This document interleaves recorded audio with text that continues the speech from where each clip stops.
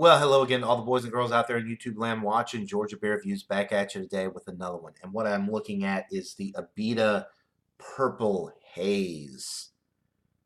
This beer is 4.2% alcohol by volume. I believe it is 13 IBUs, somewhere in that range. It is classified on the label here as a raspberry lager. It says, experience the magic of Purple Haze. Clouds of real raspberries swirl in this tart and tantalizing lager inspired by the good spirits and dark mysteries of New Orleans. Brewed with Pilsner and wheat malts, along with Vanguard hops, let the scent of berries in the hazy purple brew put a spell on you. I've had this beer many times. It was a very popular beer when I lived in Alabama on draft. And let me just say, this is an excellent beer on draft.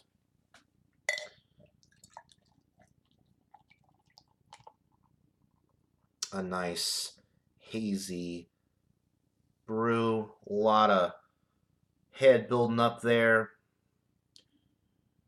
very hazy, kind of like a brownish purple color, a light brownish purple color.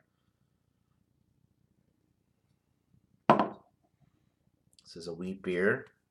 Yeah, very, very hazy, a lot of very fine particulate matter floating in the glass. Not really seeing too many streaming bubbles, but this is, man, there's a lot of just dusty sediment floating around in here. And it is very hazy, like I said. About a 2-finger of a soapy, slightly off-white head. Smells very weedy. You're picking up on the raspberry, on the aroma. Raspberry and wheat. Very light on the aroma. That's pretty much all you're getting. Raspberries and wheat. And it smells really good. So without further ado, let's get into this brew. Cheers, guys.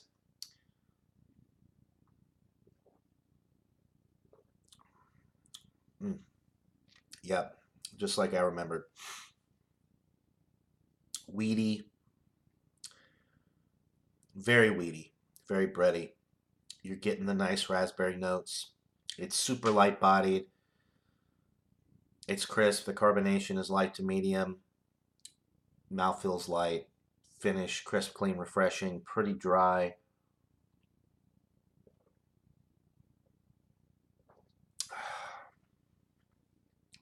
It's a great beer. It brings me back to my younger days when I would go to Mellow Mushroom on my lunch break. Back when I was, well, let's just say I worked really close to Mellow Mushroom, and I would go after work and I would get a Purple Haze on draft with a slice of pizza when I got done with work. It brings back some good memories. Very enjoyable beer. And Abita beers in the part of Alabama I lived in, Montgomery, were very popular at this restaurant that I used to go to. You could get the Andy Gator on tap. You could get the Purple Haze. And there were a couple other ones as well, but one thing that was really popular is people would take half Purple Haze and half Andy Gator and mix them together, and they would call it a Purple Gator. And that was a very popular drink in Alabama. It was pretty good too. I tried it a few times. Anyway, this beer brings back a lot of memories. It's a really good, light, refreshing wheat beer with some nice raspberry flavor. It's really not going to weigh you down too much. 4.2% alcohol, very light bodied. You could drink these all day, no problem. And it's just an excellent beer. They did change the label recently. Got the I don't know, guy with the skeleton face painted on. Typical New Orleans type looking label. Anyway, great, great beer. Excellent beer, as a matter of fact. It's in the A range for me. It's really not too flavorful, but what flavors are there are excellent, and it's not supposed to be, blowing your socks off in the flavor department. It's just got those nice light raspberry notes, and it's got a nice wheat bready note like you would expect to get from a good wheat beer. So 93 out of 100 for the Abita Purple Haze. Check it out. I highly recommend it. If you like wheat beer and if you want a lighter, um, less filling beer with some good flavor, this would be one to go for. The Abita Purple Haze. 93 out of 100 is the highest A minus it can get. It's getting up there towards a solid A, guys.